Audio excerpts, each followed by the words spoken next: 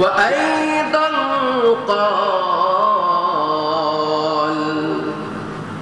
قال تعالى إن الذين تدعون من دون الله لن يخلقوا ذبابا ولو استمعوا له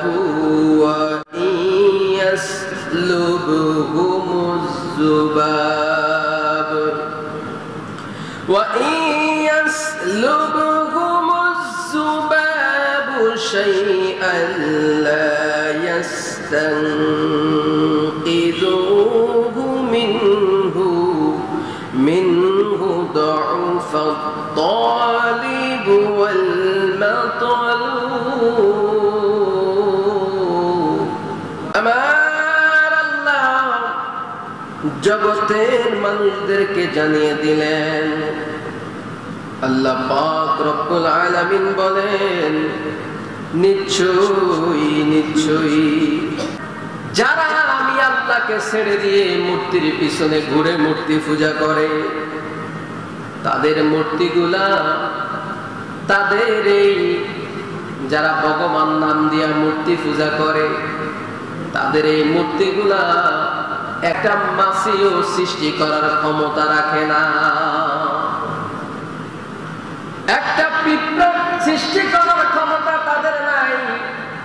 কিন্তু আমি আল্লাহ তো তামাম পৃথিবী বানাইলাম, আমি আল্লাহ তামাম পৃথিবী সৃষ্টি করলাম।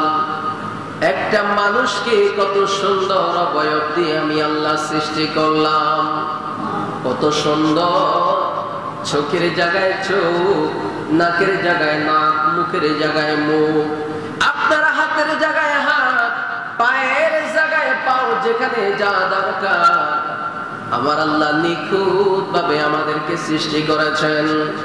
আমার আল্লাহ সৃষ্টি করে আল্লাহ আবার কোরআনুল কারীমের মধ্যে জানায়া দিলেন, লাকাদ খালাকনাল ইনসানা ফি আহসানি সূরাতি তাকওয়ীম।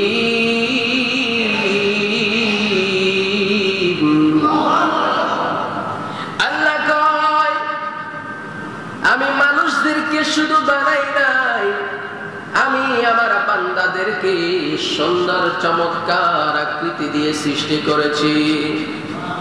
এই জন্য যে আল্লাহ আমাদেরকে সৃষ্টি করেছেন, ওই আল্লাহর প্রতি ঈমান কেমনে আনা লাগবে?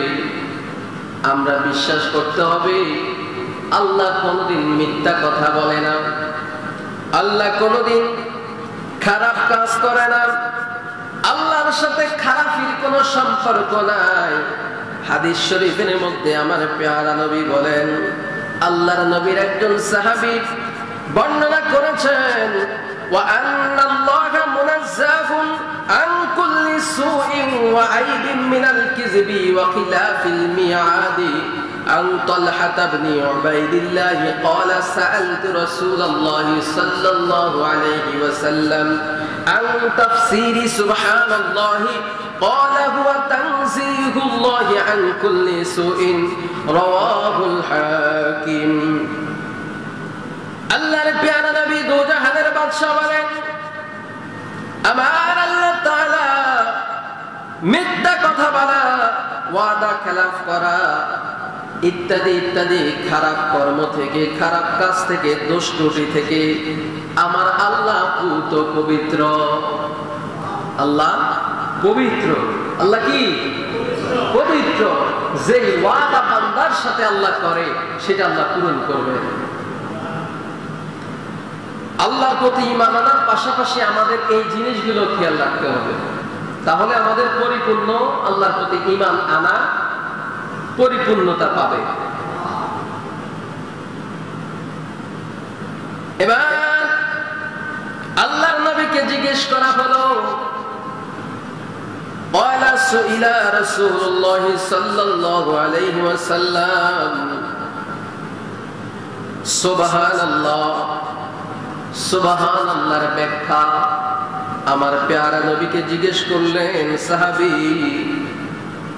আমার প্যারা নবী বলেন, এর অর্থ হলো আল্লাহকে সকল প্রকার দুষ্ট অতি হতে পবিত্র বলে ঘোষণা করা। সুবহানাল্লাহ বলেন। সুবহানাল্লাহ অর্থই হলো যে আমার আল্লাহ সমস্ত দোষ ত্রুটি থেকে মুক্ত, এটা ঘোষণা করাকেই সুবহানাল্লাহ বলা হয়। বন্ধুরা আমার, বাবাজিরা আমার,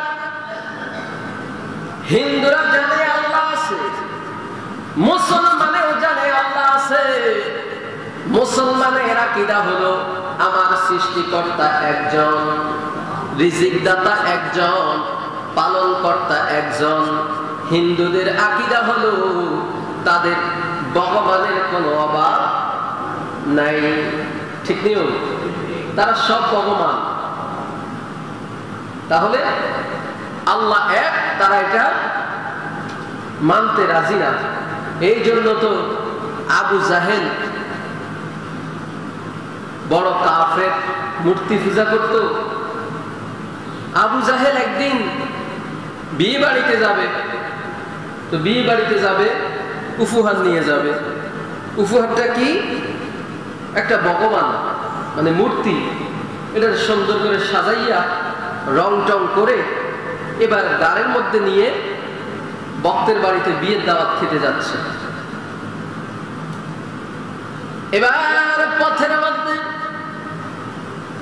আবু জাহেলের প্রস্রাবের ব্যাগ হয়েছে।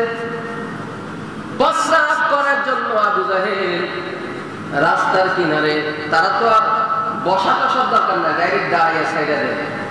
তারা তো ইহুদি, ঠিক নিও, দাঁড়ায় ছেড়ে দেয়। এবার বলবেন, হুজুর, মাঝে মাঝে দেখা যায় মুসলমানের ছেলেরাও দাঁড়ায় দাঁড়ায় ছাড়ে, আসেনি? মুসলমানের ছেলেরা দাঁড়াইয়া দাঁড়াইয়া প্রস্রাব করে। আর ওই যে পানি নেওয়ার যে সিস্টেম, টিস্যু নেওয়ার যে সিস্টেম আছে, ডিলার গ্লুকের যে ব্যবস্থা আছে, সেটার কোনো দাঁড়ায় না। তাহলে মুসলমানের মধ্যে ইহুদির মধ্যে পার্থক্য কেমনে করব?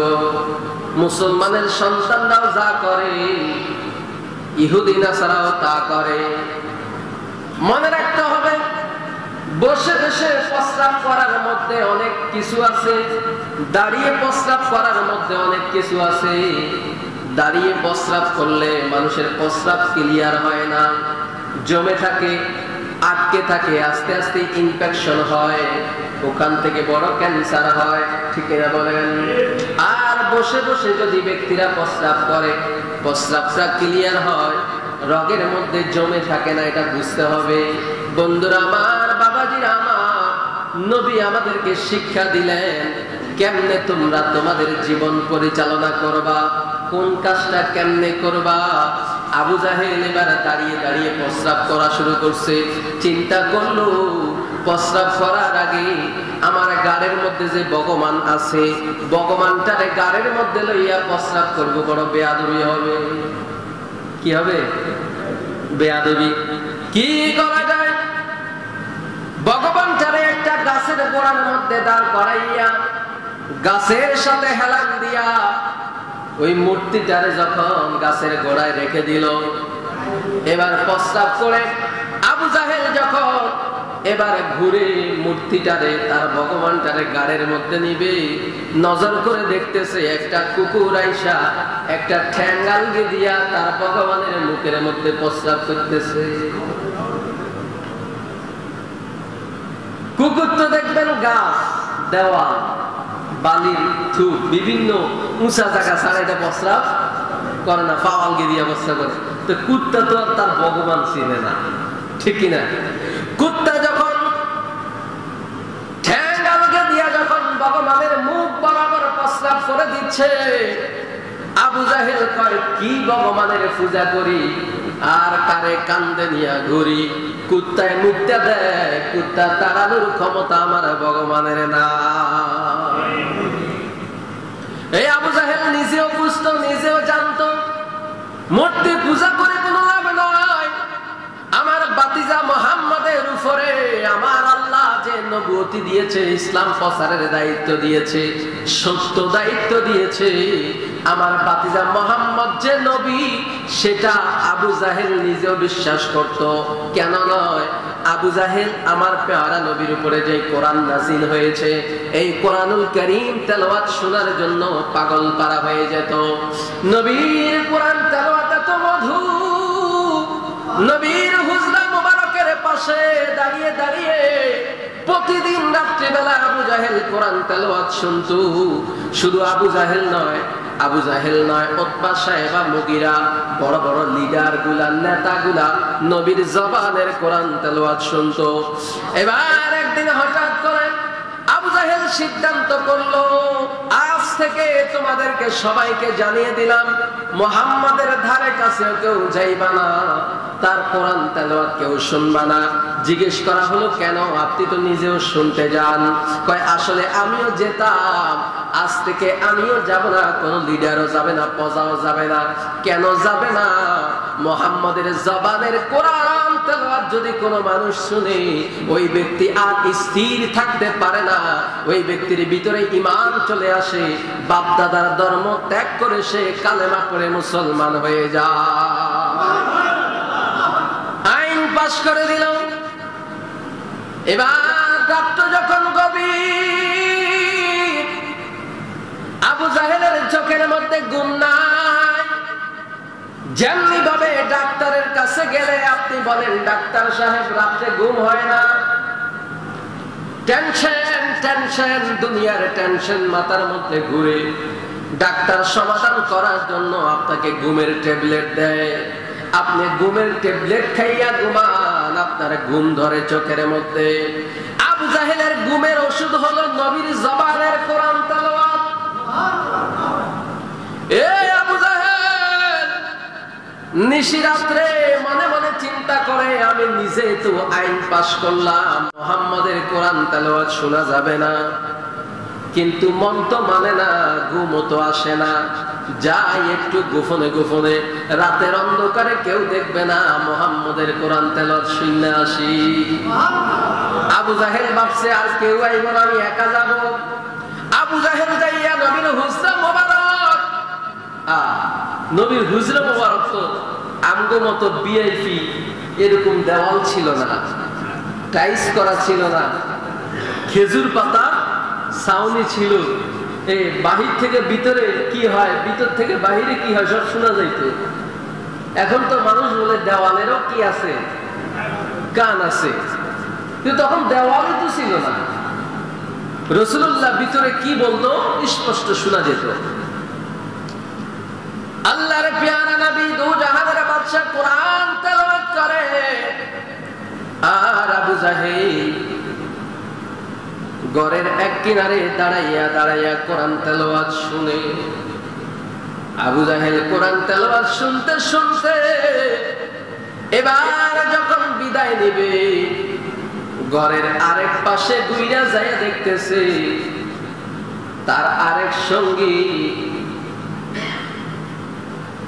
সেও লিডার, কাফেরদের লিডার উতবা, দাঁড়িয়ে দাঁড়িয়ে নবীর জবানের কোরআন তেলাওয়াত শুনে।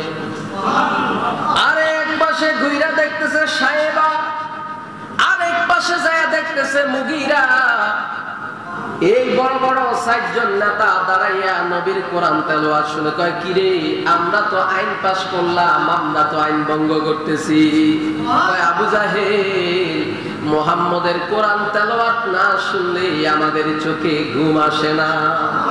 তার মানে বুঝা গেল যে নবীর কোরআন তেলাওয়াত এত সুন্দর ছিল, কারণ এগুলা তো নবীর কথা নয়, কথা ছিল আমার আল্লাহ।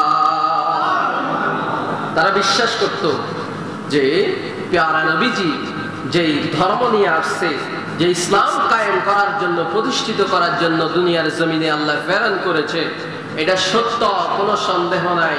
কিন্তু তারা বাপ দাদার ধর্ম ত্যাগ করতে রাজি না। যেমনি ভাবে আমার প্যারা নবীর চাচা আবু তালেব, নাম কি? আবু তালেব নবীজির চাচা, নবীকে বুকের মধ্যে জড়ায় ধরে ঘুমাইছে। নবীকে নিজের হাতে খাওয়াইয়া দিছে, নিজের সন্তানদেরকে না খাওয়াইয়া আগে নবীর মুখে খাবার দিয়েছে, এত আদর করত। এবং তার ভয়ে মক্কার কাফেরেরা নবীকে কিছু বলতে ভয় পেত। আবু তালেব ইন্তেকাল হওয়ার সময় আমার পেয়ারা নবী গিয়ে বলছেন, চাচা আপনি আমাকে এত আদর করেছেন, আমার বাবা নাই, মায়ের গর্ভে থাকতে বাবা ইন্তেকাল করেছে, 6 বছর বয়সে আমার মা চলে গেছে, আমার 9 বছর বয়সে আমার দাদাও চলে গেছে, চাচা আপনি আমাকে কোলে পিঠে করে মানুষ করেছেন, নিজে না খাওয়াই আমারে খাওয়াইছেন, আপনি জাহান্নামী হয়ে যাবেন, আমার কাছে বড় কষ্ট লাগবে, দুঃখ লাগবে। চাচা আপনি যদি এই মৃত্যুর সময়ও আপনি যদি কালেমা পড়ে মরতে পারেন, আমি কথা দিলাম আপনাকে হাসরের ময়দানে সুপারিশ করে জান্নাতে নিব। আবু তালেব আমার প্যারা নবীকে ডাক দিয়ে বলতেছে, বাতিজা তুমি যে আল্লাহর পয়গম্বর তাতে আমার কোনো সন্দেহ নাই, সন্দেহ ছিল না, কারণ তোমাকে আমি সবচাইতে কাছ থেকে দেখেছি রে মুহাম্মদ। ও বাতিজা তাকায়া দেখো আমার চতুর্পাশে আবু জাহেল, উতবা, সাইবা, মুগিরা সহ অন্যান্য কাফের মুশরিকরা দাঁড়িয়ে আছে।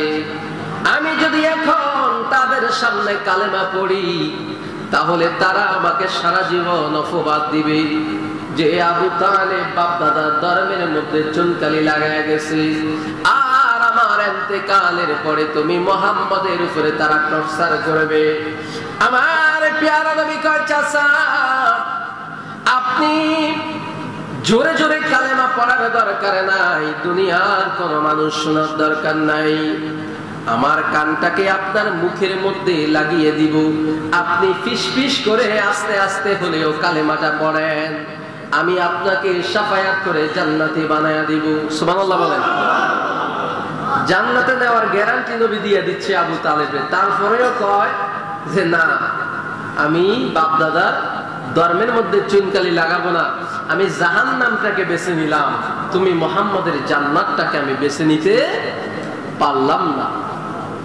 নবীজি কষ্ট পেলেন, দুঃখ পেলেন, নিজের চাচা জাহান্নামী হয়ে যাচ্ছে। বন্ধুরা আমার, বাবাজিরা আমার, ঈমান কাকে বলে? ঈমান কি জিনিস? আমার আল্লাহর কোরআন আমার আল্লাহ সৃষ্টি করেছে, এই কোরআনকে অস্বীকার করলে আপনার ঈমান থাকবে না। হাদিস রাসূলুল্লাহর বাণী, কিন্তু কথাগুলা আল্লাহ নবীর জবান থেকে বের হওয়ার কারণে হাদিস হয়ে গেল, এই কথাগুলো আল্লাহর অস্বীকার করার কোনো সুযোগ নাই। আমার আল্লাহ হায়াতের মালিক, অস্বীকার করার সুযোগ নাই। আমার আল্লাহ এই দুনিয়ার মালিক, অস্বীকার করার সুযোগ নাই। আমার আল্লাহ রিজিকের মালিক, আমাদের তকদিরের মালিক, আমাদের সব কিছুর মালিক আমার আল্লাহ। ওই আল্লাহর প্রতি পরিপূর্ণ ঈমান বিশ্বাস থাকতে হবে। নাস্তিক যারা, তারা কয় আল্লাহ নাই।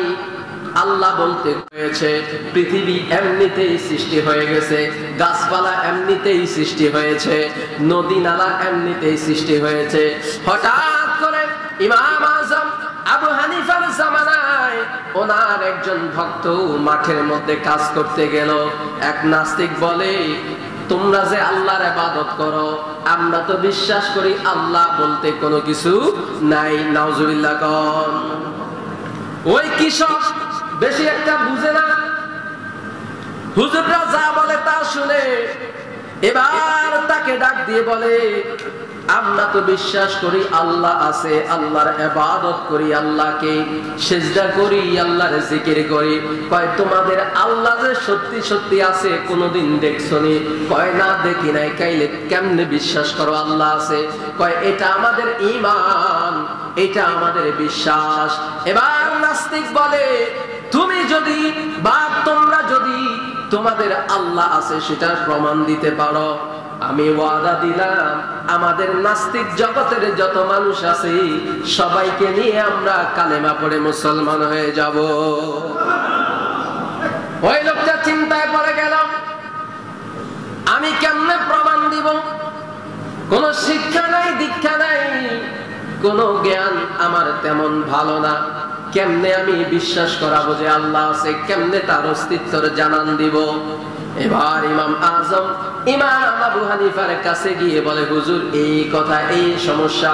হুজুর বলে, যাও, আমি ইমাম আবু হানিফা থাকতে কোনো টেনশন নাই, আমি হানিফার ডেট করে দিলাম, আগামী শুক্রবার জুমার নামাজের পরে অমুক ময়দানের মধ্যে সমস্ত নাস্তিকদেরকে বলবা এক হয়ে থাকার জন্য, স্টেজ করার জন্য।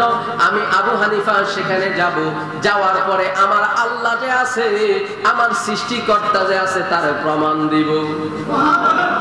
ওই লোককে একটা দৌড় দিল, দৌড় দিয়ে বলছেন, এই নাস্তিকের দল, আমাদের ইমাম আবু হানিফা তোদের কাছে জানিয়ে দিয়েছে আগামী শুক্রবার জুমার পরে বৈঠক হবে, আল্লাহ যে আছে সেটার প্রমাণ দিবে, আর প্রমাণ দিতে পারলে তোমরা মুসলমান হইতে হবে। কয় রাজি আছি। এবার স্টেজ করা হলো, এবার স্টেজের মধ্যে সুন্দরভাবে চেয়ার সাজানো হলো। ইমাম আবু হানিফা আসবে জুমার নামাজের পরে। জুমার নামাজ শেষ হয়ে গেল, সমস্ত নাস্তিক এবং সাধারণ মুসলমান, সাধারণ মানুষগুলা এবার ওই ময়দানের মধ্যে ভিড় করতেছে। মানুষের লোকে লোকারণ্য হয়ে গেছে ওই মাঠ ময়দান। হঠাৎ করে 2টার পরে 3টা বেজে গেল, 3টার পরে 4টা বেজে গেল, 4টার পরে 5টা বেজে গেল, কিন্তু ইমাম আবু হানিফার কোনো খবর নাই। তারা বলা বলি শুরু করলো। ইমাম আবু হানিফা ভয়ে আসতেছে না, কারণ উনি তো অস্তিত্ব দেখাইতে পারবে না যে আল্লাহ আছে, এবং এটা বিশ্বাস করাইতে পারবে না যে আল্লাহ একজন সৃষ্টিকর্তা আছে, এই জন্য মনে হয় আসবে না। ইমাম আবু হানিফা আসতে যখন দেরি করতেছিল, তারা সমালোচনা করেন আর বলতে লাগলো, আজকে থেকে আমরা সবাই আল্লাহ নাই এটা স্বীকৃতি দিলাম। এই কথা বলতে বলতে রওনা দিবে, ময়দান ছেড়ে দিবে। এমন সময় একজন ব্যক্তি ডেকে বলছেন, ওই যে তাকিয়ে দেখো, পাগড়ি মাথায় দিয়ে, জুব্বা গায়ে দিয়ে কে যেন আসতেছে। কাছে আসার পরে দেখতেছে ইনি হলেন ইমাম আজম আবু হানিফা। মানে আসতে দেরি করছে, আসতে দেরি করছে।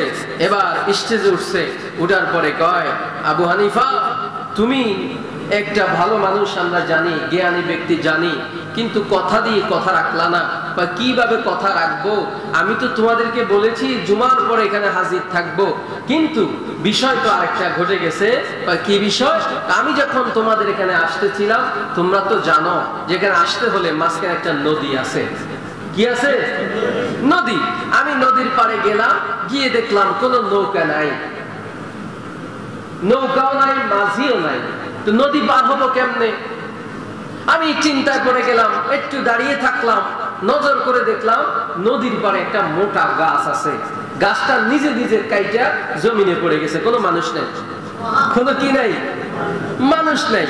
এবং গাছটা কেটে পড়ে যাওয়ার পরে আমি একটু চতুর্দিকে তাকাইলাম, কোনো মানুষ আছে? নাই।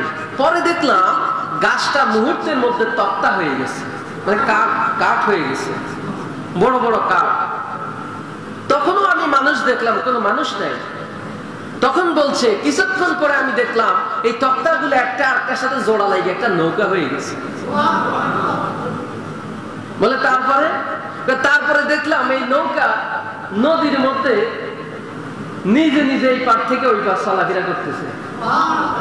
তা আমি নৌকার মধ্যে উঠটা এই দৃশ্য দেখছি, আর নৌকাটা তৈরি হতে তো সময় লাগছে, এই জন্য আমার দেরি হয়ে গেছে।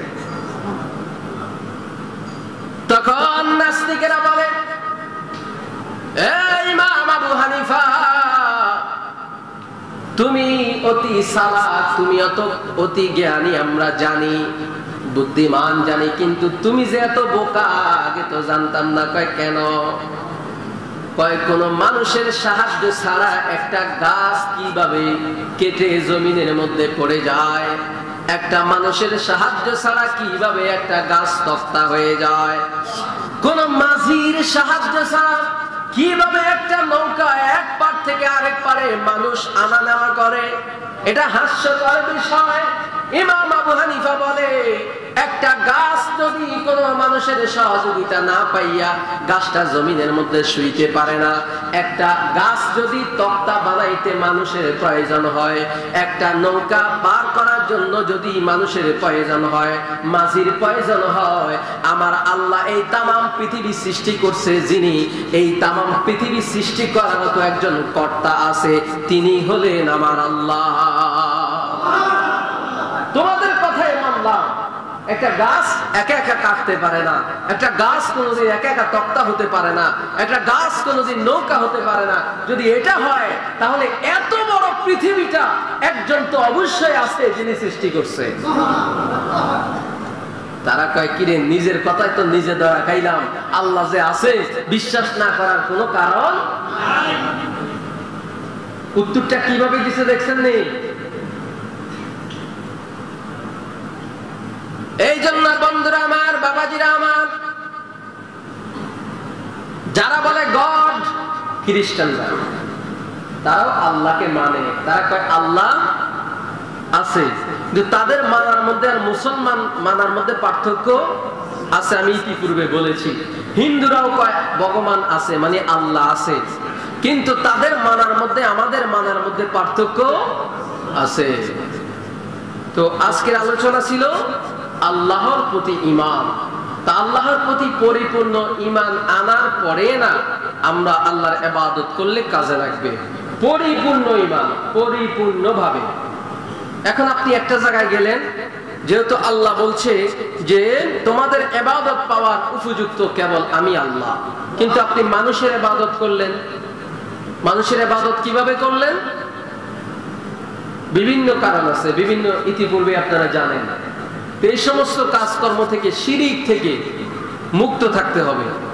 শিরিক থেকে যদি মুক্ত থাকেন, আপনার জন্য নাজাতের ব্যবস্থা আছে। আল্লাহ কয় আমি সব গুনাহ মাফ করি, শিরিকের গুনাহ মাফ করি না।